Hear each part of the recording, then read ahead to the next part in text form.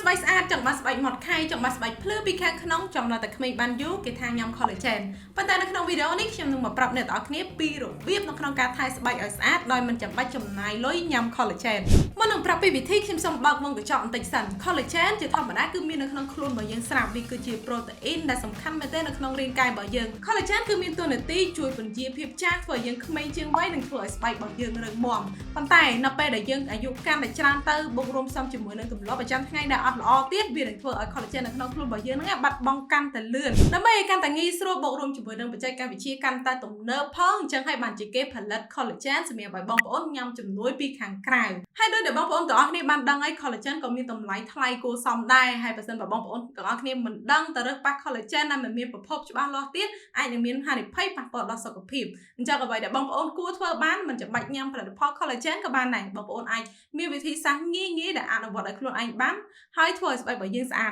វិធីទី1គឺអ្នកទាំងអស់គ្នាញ៉ាំឥន្ទនូនៅពេលព្រឹកការញ៉ាំអាហារឥន្ទនូហ្នឹងគឺសំដៅទៅលើការញ៉ាំពពួកបន្លែនិងផ្លែឈើចម្រុះពណ៌គ្នានៅពេលព្រឹកវិជ្ជាមនស្សពីអាមេរិកគាត់បានប្រាប់ថាពណ៌ចម្រុះដែលនៅក្នុងបន្លែនិងផ្លែឈើដែលយើងញ៉ាំនៅពេលព្រឹកហ្នឹងគឺវាអាចធ្វើការបំពេញជាមួយនឹងអុកស៊ីតកម្មហើយវាអាចចូលរួមប្រឆាំងជាមួយនឹងការរលាកនៃស្បែករបស់យើងបានទី2អ្នកទាំងអស់គ្នាគួរតែធ្វើការកាត់បន្ថយជាតិស្ករបច្ចុប្បន្ននេះគឺពេញនិយមមែនទែនការទទួលទានភេសជ្ជៈផ្អែមការទទួលទានតែគុជពពួកគ្រីមឈីសហើយនឹងបូករួមជាមួយនឹងអាហារដែលមានជាតិផ្អែមជាច្រើនផ្សេងទៀតបើសិនជាអ្នកទាំងអស់គ្នាចង់បានស្បែកស្អាតហើយក្មេងជាងវ័យបានយូរអ្នកទាំងអស់គ្នាគួរតែធ្វើការកាត់បន្ថយជាតិស្ករពីព្រោះតាមការសិក្សាគេបានរកឃើញថាការដែលយើងញ៉ាំជាតិស្ករច្រើនពេកវានឹងធ្វើឲ្យយើងចាស់ជាងវ័យអញ្ចឹងបើសិនបើយើងញ៉ាំជាតិស្ករកាន់តែច្រើនឡើងស្បែករបស់យើងនឹងកាន់តែកើនភ្លីជ្រួញកាន់តែខ្លាំងហើយយាធ្លាក់ក៏កាន់តែលឿនទៅតាមនឹងដែរទី3កុំព្យាយាមផ្ដោតទៅលើផលិតផល skin care ច្រើនមុខពេកការដែលអ្នកទាំងអស់គ្នាប្រើ skin care ច្រើនមុខពេកមិនប្រកាសថាធ្វើឲ្យស្បែកអ្នកទាំងអស់គ្នាស្អាតទេ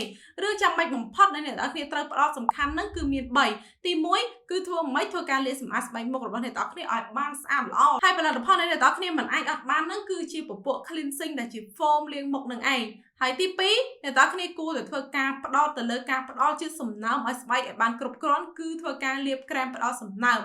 និងទី3ចុងក្រោយហ្នឹងគឺការការពារស្បែកដោយការលាបឡេការពារកម្ដៅថ្ងៃដែលមាន SPF ចាប់ពី30បូកឡើងទៅលើ